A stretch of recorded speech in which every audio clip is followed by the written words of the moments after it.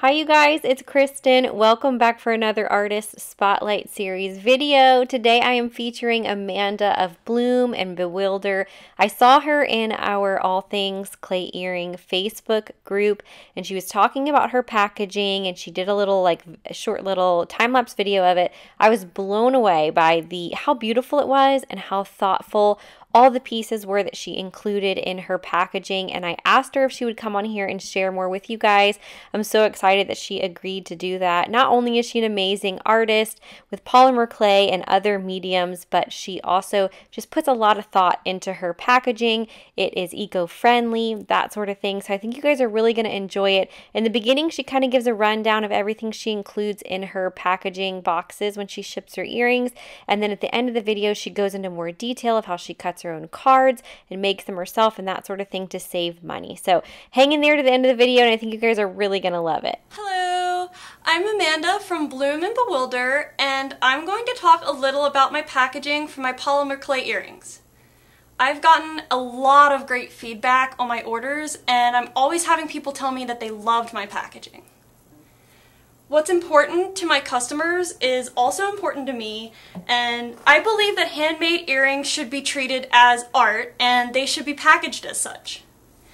You should value your work and value yourself as an artist, and one of the ways you can do that is by presenting that to your customers.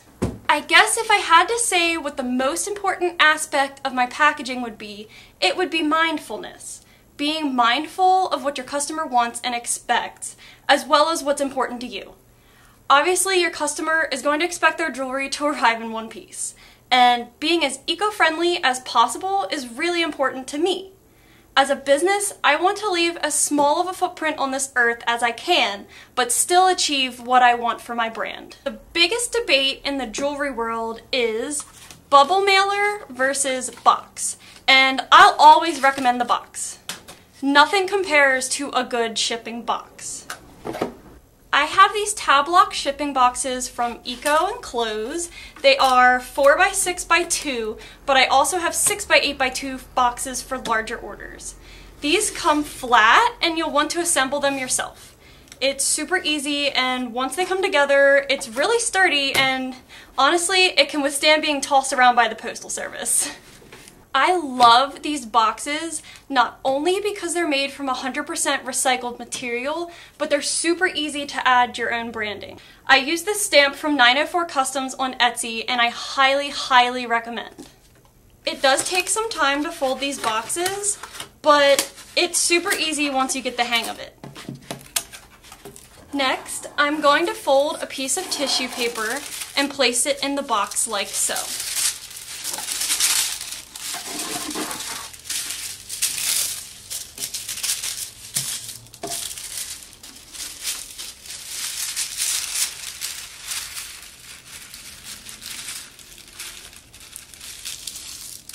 I try to do this as neatly as possible, but it's not perfect.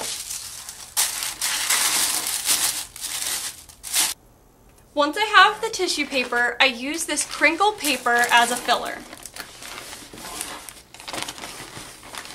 This really helps to keep the earrings from moving around inside the box. It keeps things in place. It's also just paper, so it's recyclable and a lot better for the environment than bubble wrap or packing peanuts. Now, this is probably the most costly part of the packaging, but these bags protect the earrings from scratching each other and from getting tangled with the packaging. A lot of people use plastic sealed bags, and those bags are single use and create more waste. So the neat thing about the cotton bags is that they're reusable and have a higher chance of being repurposed.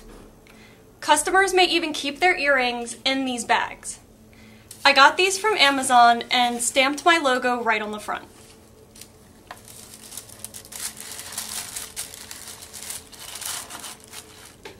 If you are looking to use plastics, you can find plant-based cellophane bags from clearbags.com or Elevate Packaging, and I believe those are biodegradable. My largest card here is a thank you card. I also have my socials at the bottom. I think it just adds a little bit of a personal touch and allows customers to really get that feeling that their earrings were made by a human and not a machine. then I have a smaller card here that encourages customers to contact me if there are any issues before leaving a review. Reviews are super important, especially if you have an Etsy shop. It's also great to let your customers know that you'll be there for them if they have any questions. The last card I include is this leaf card, which basically explains how the packaging is eco-friendly. On the back side, there's a breakdown of how each material can be recycled, composted, you get the idea. I want my customers to make the most of their packaging, and I also want to inform those who are new to the recycling process.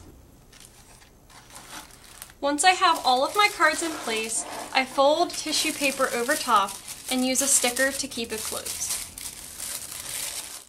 Hey you guys, I know you are enjoying this video, but I just needed to hop on here real quick and remind you guys of all the awesome resources we have available for you guys in our Etsy shop.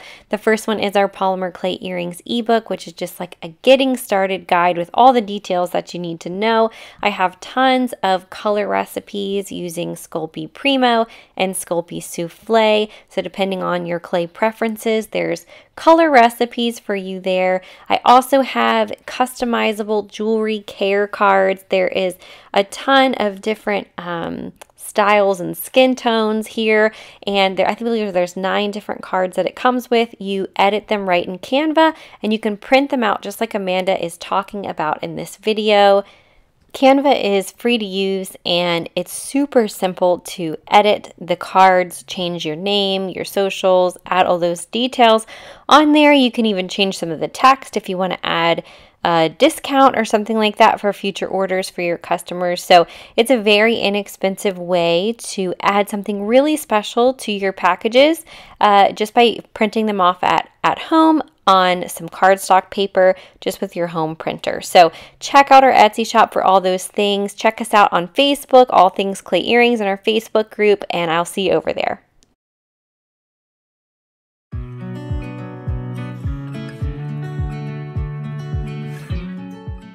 All of my packaging stickers were printed by me. I used this 100% recyclable label paper from Eco and Clothes. Most packaging stickers out there are not biodegradable due to being composed of plastic material as well as the type of adhesive used. While these eco stickers have more of a paper feel, I do not think it affects the look of my packaging at all. Packaging stickers are meant to be tossed, so these serve their purpose. The downside is sometimes these are really difficult to peel.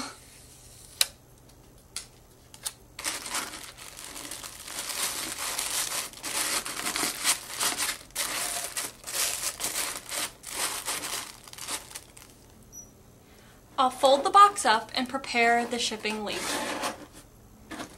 I use the same label paper for my stickers as I do my shipping labels. I have a little Photoshop document where I place the label on, and then I'll place the stickers in the blank space around the label and print it out. If I only have one label to print at a time, I fill the rest of the sheet with stickers. This way I'm minimizing waste. I have the HP ink program, so it costs me about 6 cents a page to print, no matter how much ink is used, so it's really smart to fill your page. I then cut out the label and stick it to my package.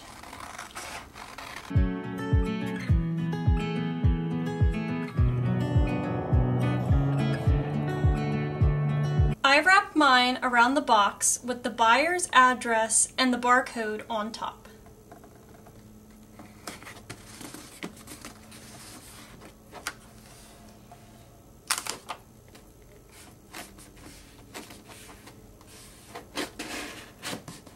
If you're going to wrap yours, you have to be careful of where you place the label.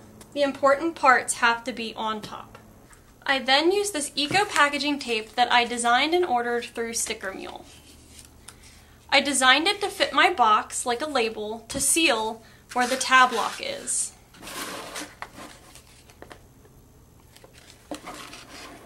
I find a lot of people, myself included, struggle with opening tab lock boxes, so I designed my tape to point where it opens.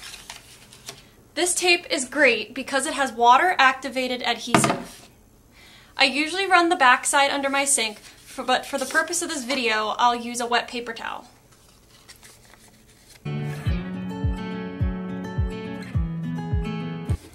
And there we go, the package is all good to go.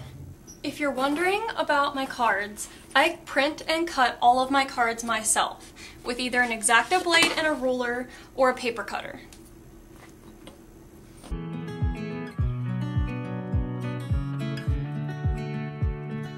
Sometimes I use this paper cutter, but I have a love-hate relationship with it. I find that my cuts are straighter, but the cut isn't as clean as using the X-Acto blade.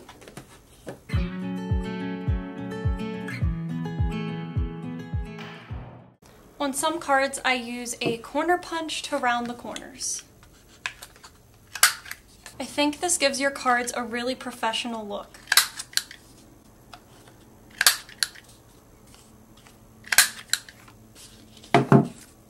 Another tool I really love is this 2-inch circle punch. This is by the brand EK Tools. I got it off of Amazon. I just find it super easy to cut my packaging stickers into perfect circles.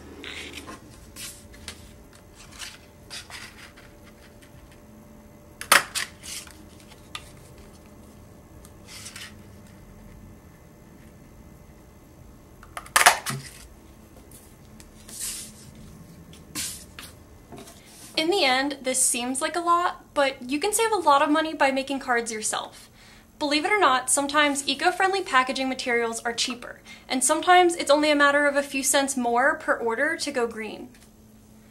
And remember, going above and beyond your customers' expectations can have a lasting first impression that can instantly turn them into a repeat customer. I hope I was able to give you a lot of great information, and I wish you a lovely, successful day. Again, thank you, Kristen, for having me on your channel. I had lots of fun here today. Bye-bye! Thank you guys so much for watching today, and Amanda, thank you so much for taking the time to share all these details with us. I'll have as many links as I can in the description box down below. If you enjoyed the video, give it a thumbs up and leave a comment down below. It just helps this video reach more people, and we'll see you in the next video. Bye!